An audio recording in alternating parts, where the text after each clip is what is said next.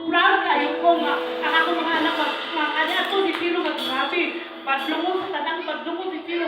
Ang akong mga kwarta, naulan niya sa kwarta sa alam ko kay makuha niya dito sa mga doktor. Karon dakot din kayo ang iyang kalsaban sa iyang kaya na ginabuhi mo na tingon ako nga to God be the glory.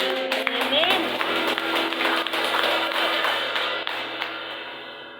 Salamat kayo sa gidugang sa Ginoo sa akong kinabuhi kami lawa. Sabi ko kay Titi anyos na ako. Salamat sa Ginoo nga kana. Abi na ko ganang pansin na Nabali mo.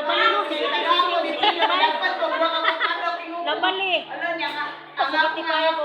pag mamang pinili ang akong bana na nangimitan ko pwede mo good for me ka pa sila ka daw ka kinukuha niya ang do ka mo manok ako mo magkakaon na nga nakakit mo ay salamat ito sa mga anak niya yung kumagan sila kung surprise ako na anin sila hindi andam din na Amen.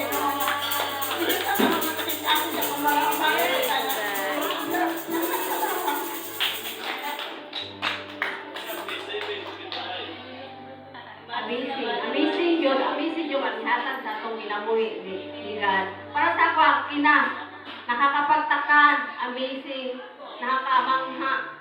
Sa tanan sa akong ginabuhi, amazing yun.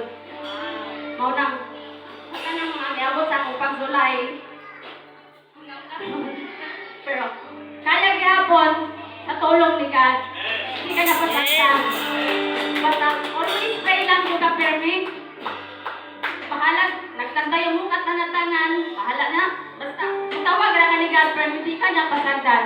Oo na nga Amen. po, maski asa kumutong ka ng mga kailan ako, mga client ako, di mo dyan tamong lipa. Pag malaki nila nga, ingani ko, pero manghaan yun talaga.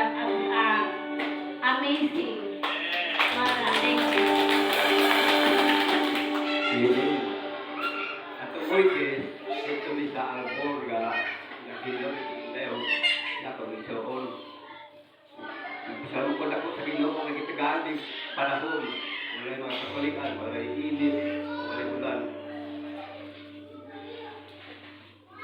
Niya, kitagaling ni Kusog, pasok sa lawas, pag-video. O, magpasalamat ko sa Ginoo na kitagaan ko grasya, o kapasok sa lawas, yung lawas. Hindi akita ka natin yung nagtambong sa halapuan.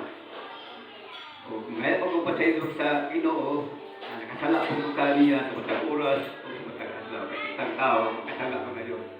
Hindi na naman ito sa O, salamat po sa Ginoo, nakitagaan po kaya adlaw na tao ang Ginoo sa lawas. Pakawal po. Salamat po. Happy birthday. Amen. Ako mapasalamatan sa tubuhi ng Diyos kasi ang buhi kayo tungod kay ipasinatin niya si Carlo at the age of 12. Ingon si Carlo buhi kita ang Ginoo. Nga naman, kasi yan naghigda sa sopa sa sala. Feeling niya natulog siya pero mata siya. And then he experienced nga na kung dako nga tao nga ito ngayon kulog sa iya. Insult ko niya. Niya, di siya kalihok.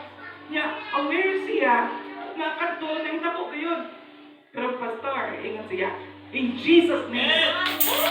Amen. Siya, dayon, ingon si Carlo. Inggawas ang Espiritu.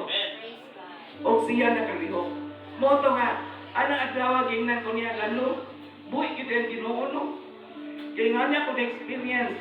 O sa iyang ngalan lang. Katong Espiritu nga yung sulod na ako, hingawa dayon.